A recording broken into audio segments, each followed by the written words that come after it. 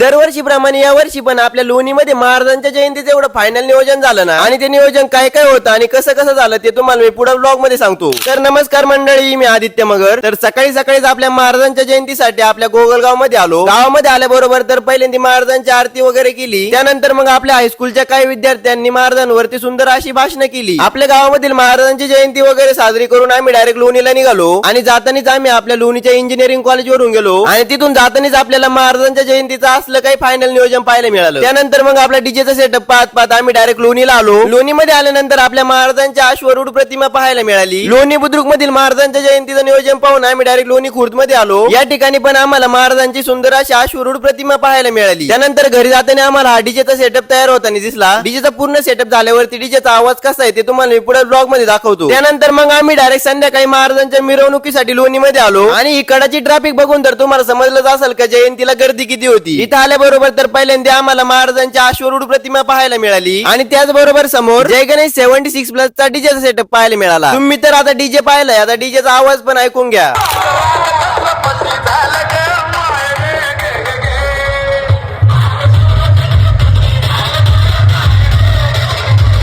आणि आताच comment box मध्ये एक जय शिवराय म्हणून कमेंट नक्की टाका बरं का. आणि त्याचबरोबर तुम्ही हा व्हिडिओ कुठून कुठून पाहिलाय ते कमेंट मध्ये नक्की कळवा.